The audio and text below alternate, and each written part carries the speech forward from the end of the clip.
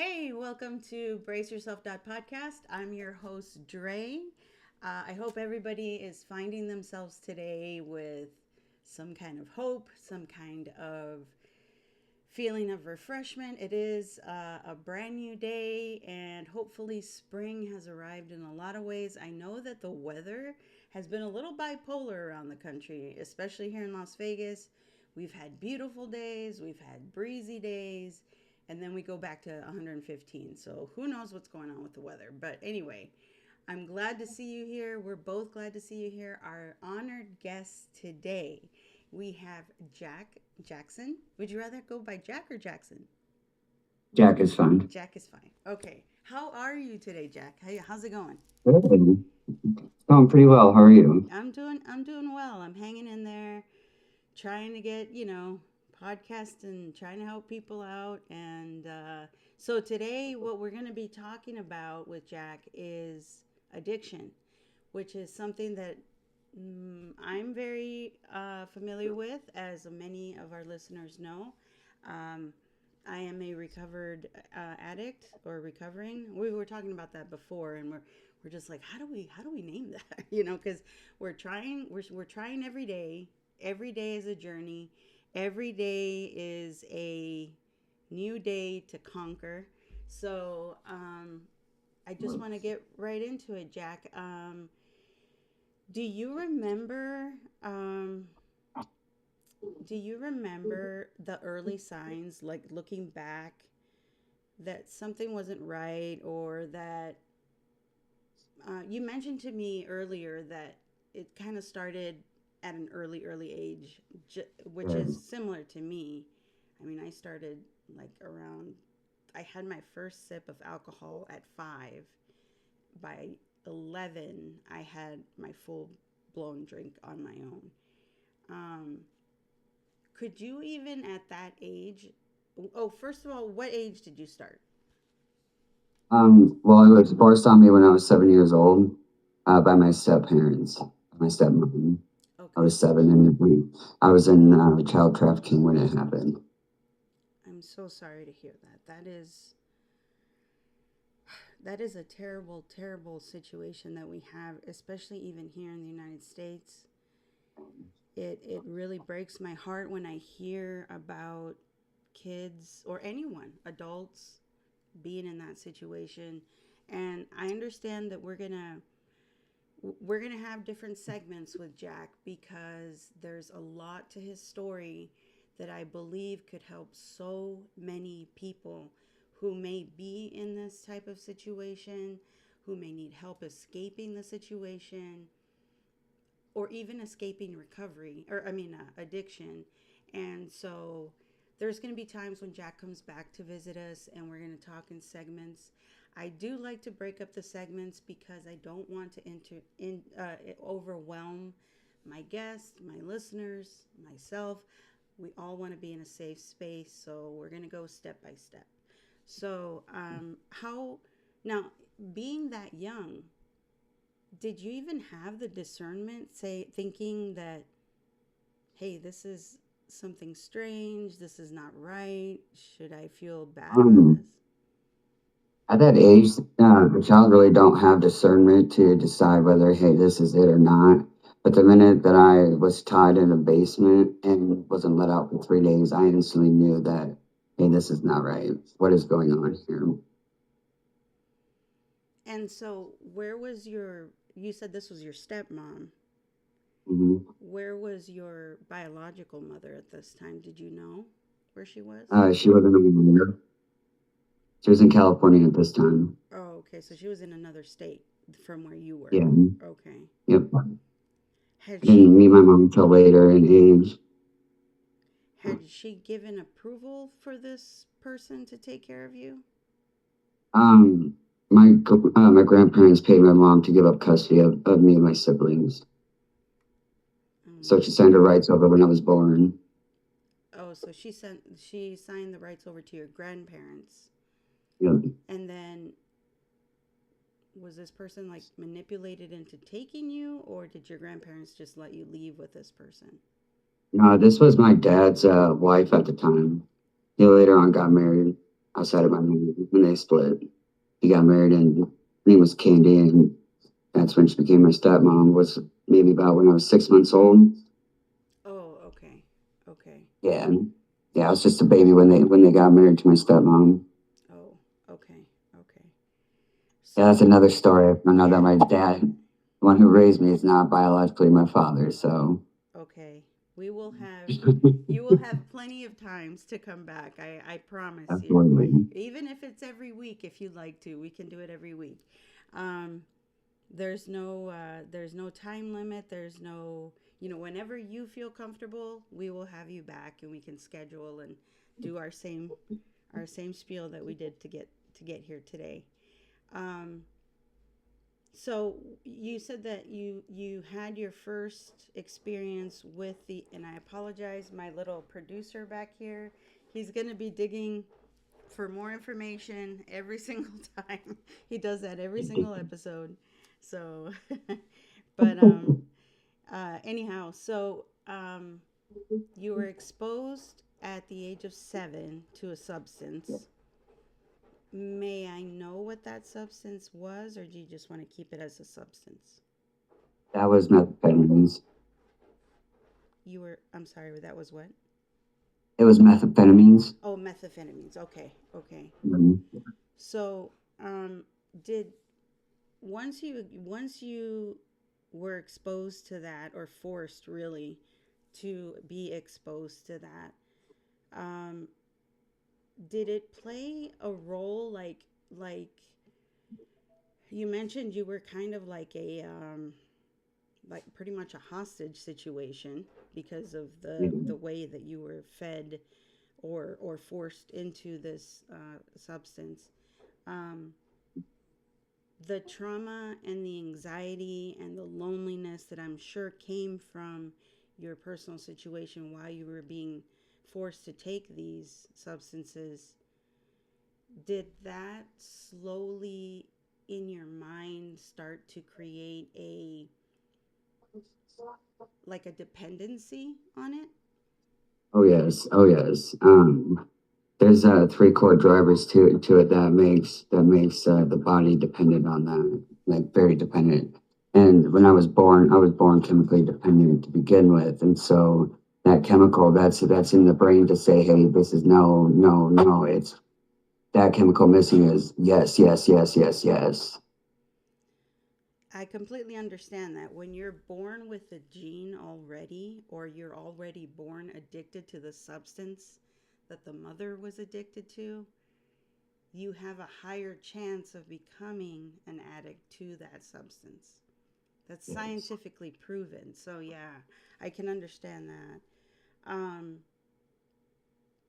so, were you, when you were forced to take these substances, were you allowed to like get away from Mhm. you were just locked up and just they were given to you? How were they Yeah. given to you, intravenously, or did you have to? Um, yeah, like periodically, and it was blown in my face, and then I was forced to actually smoke it out of a piece that they used. Okay, okay. Yeah. First of all, I want to express my,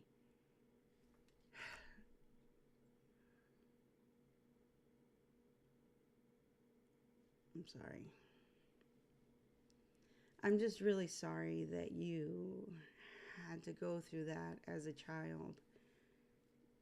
um, Even if you were a full blown adult, I would have still felt the same. I can't say empathy because I was never forced,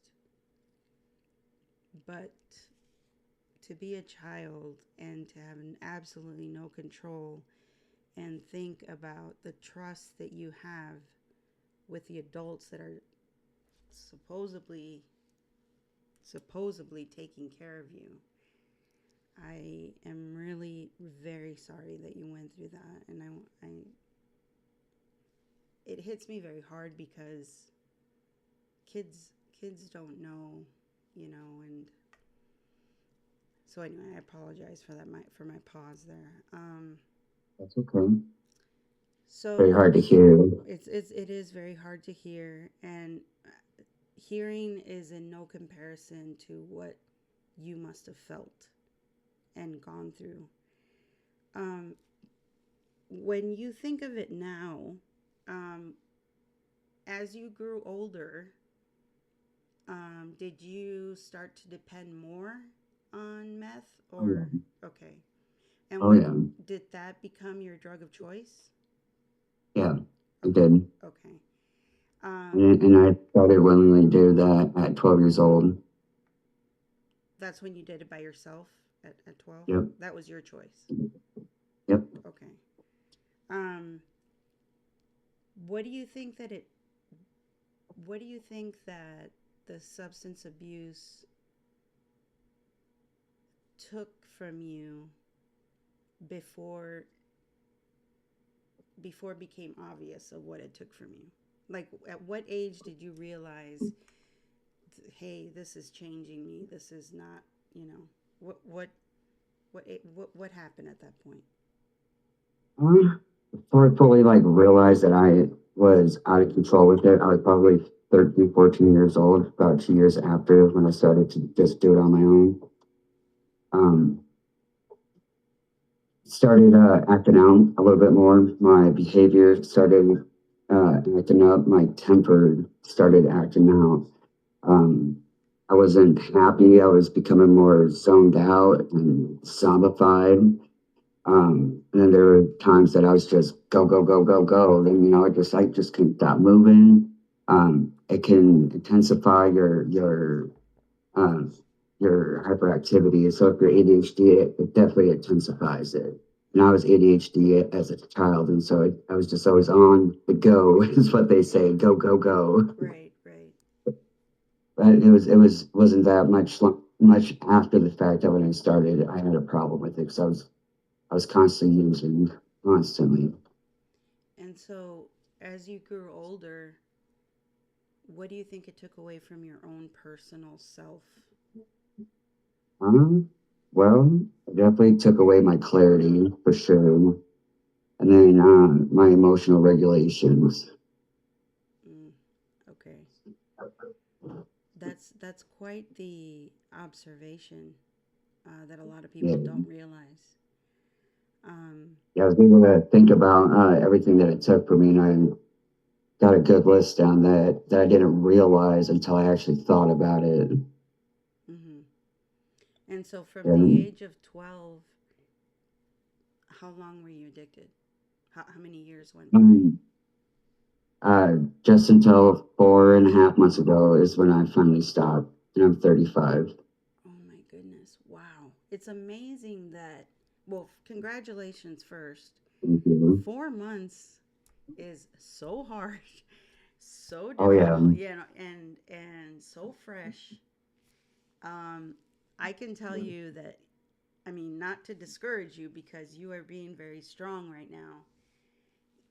I've been sober 8 years and I don't know if, I don't know if you go through this, which maybe you do, but you still have that craving Oh sometimes, yeah. especially Oh when yeah. you hit like a hard spot in your life. You know, if something difficult happens, you tend to want to escape.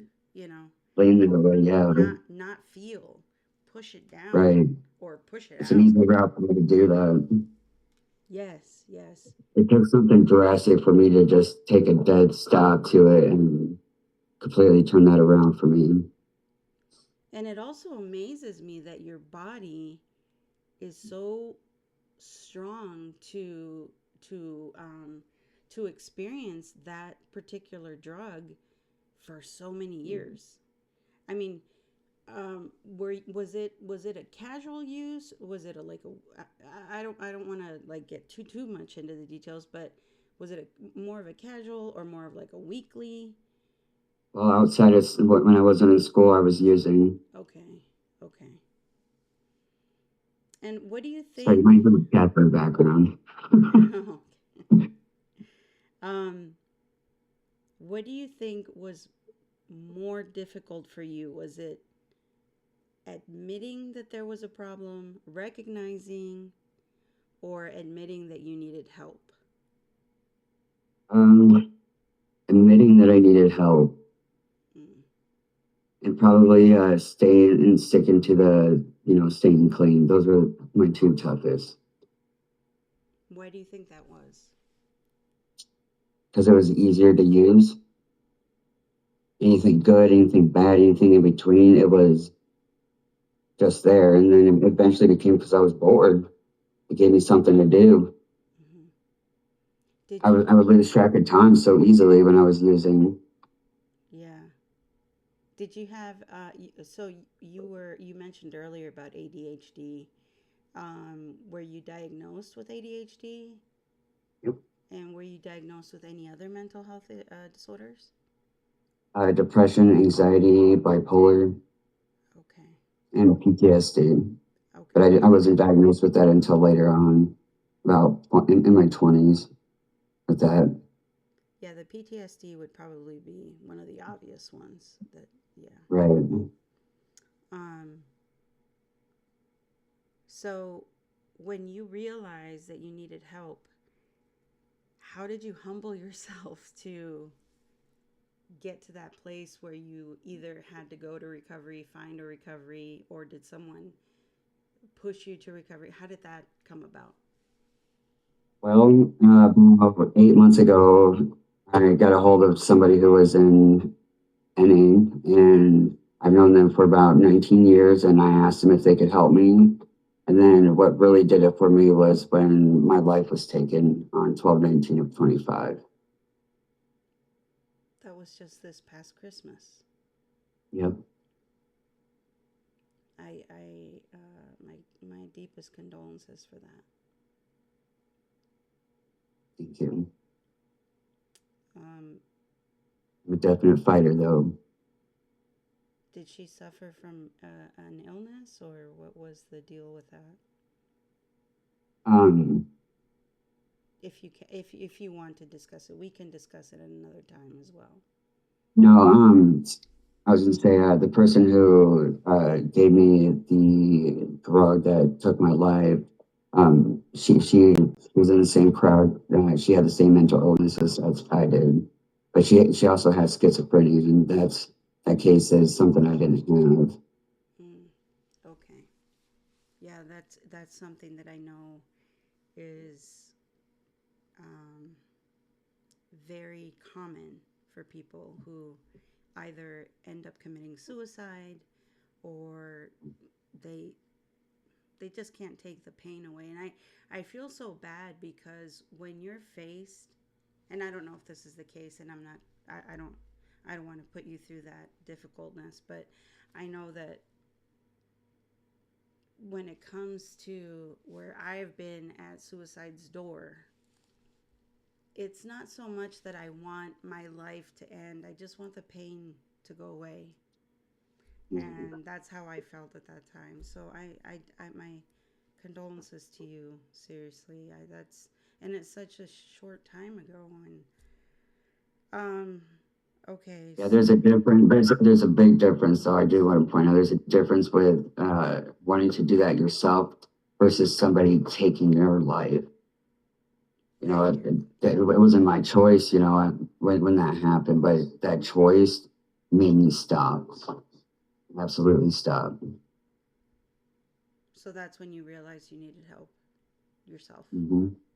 Absolutely. It's funny how someone else's when you lose someone, it either drives you deeper or it wakes you up. Yeah. I unfortunately did Mhm. not have the strength that you had. I unfortunately took the other route, which took me deeper into my addiction. And it took me 13 years afterwards to realize, yeah, this is not working. I've been trying it for 13 years and it's not working. And it's one of the things I wanted to discuss with you was